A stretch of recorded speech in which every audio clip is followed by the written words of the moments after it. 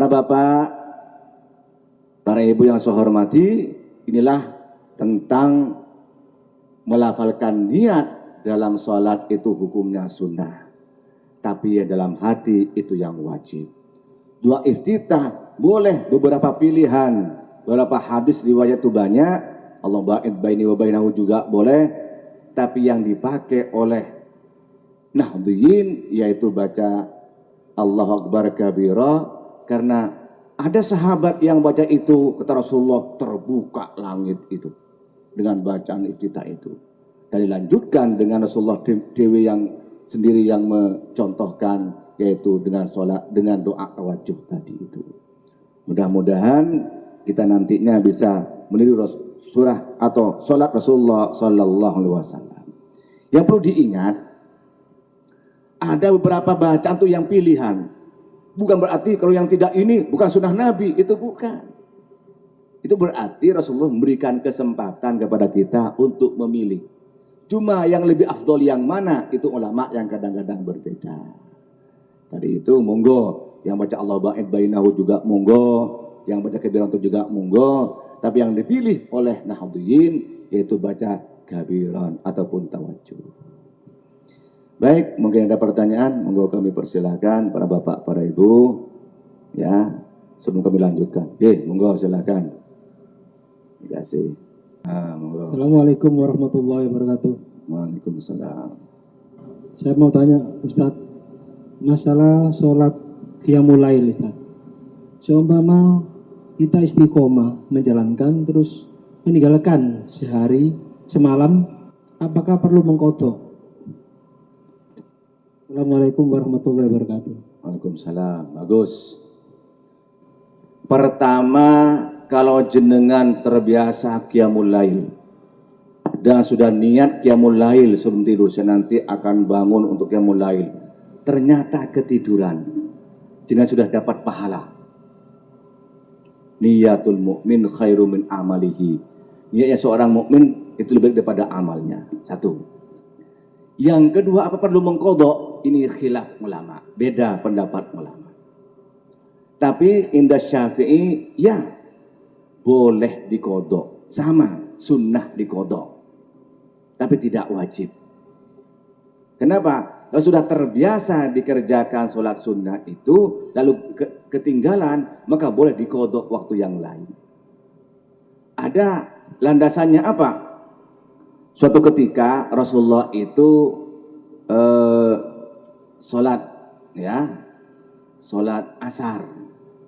Lalu kemudian setelah sholat itu ada sahabat yang berdiri sholat lagi, sholat sunnah. Kan nggak ada ba'datul asar, ya kan? Ditanya, kenapa anda kok sholat lagi? Kata sahabat ini, iya Rasul, tadi saya terlambat. Ada yang mengatakan sholat asar, ada yang mengatakan sholat subuh. Saya biasanya sholat qobliyah, ternyata saya sampai ke sini jenengan sudah takbir. Sehingga saya ini tidak sempat untuk melaksanakan sholat qobliyah itu. Saya qadha sekarang ini. Rasulullah tidak melarangnya. Nah, dari ini kemudian para ulama menyimpulkan boleh mengqadha sholat sunnah yang tertinggal yang sudah biasa untuk dikerjakan. Tapi itu tidak wajib. Jelas ya?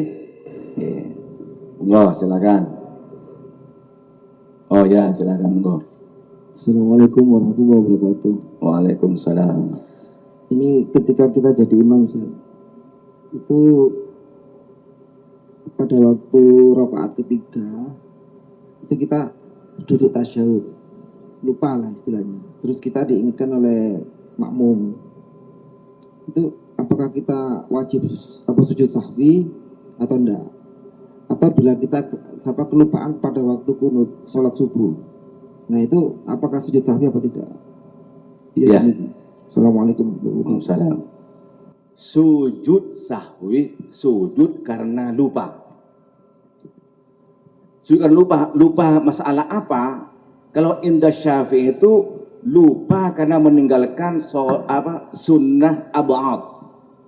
Sunnah ab'ad artinya sunnah yang sangat dianjurkan. Ya, ada sunnah itu ada sunnah hay'ah, ada sunnah ab'ad. Kalau sunnah hay'ah itu sunnah yang biasa yang nilainya itu 50. Kalau sunnah ab'ad yang nilainya itu 75, hampir wajib.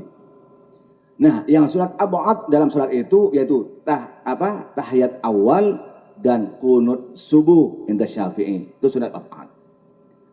Nah, orang yang meninggalkan itu, dia lupa waktu rakaat kedua, lupa enggak tahiyat awal, langsung berdiri. Ya, maka itu disunnahkan nanti sebelum sholat sujud sujud sahwi.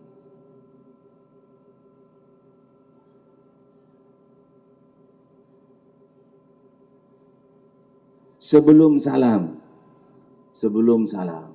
ya, atau lupa tidak kunut, ya. Kalau indah Syafi'i itu juga disunnahkan untuk sujud sahwi. Kenapa? Meninggalkan sunnah ab'ad. Nah, kalau lupa yang lain gimana? Tadi seperti lupa tidak banyak doa iftitah, atau lupa jumlah rakaat, sudah disangkanya ini rakaat kedua, ternyata rakaat ketiga lalu berdiri. Apa sunnah sujud sahwi? Enggak.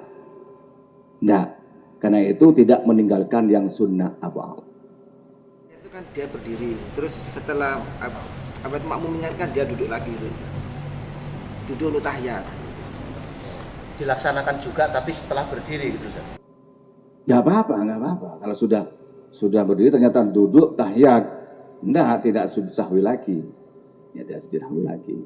Ya, kalau masih dilaksanakan tidak usah sujud sahwi. Kalau terus ditinggalkan itu baru sujud sahwi. Dan kalau sampean lupa ternyata sudah berdiri tegak, nggak usah balik lagi.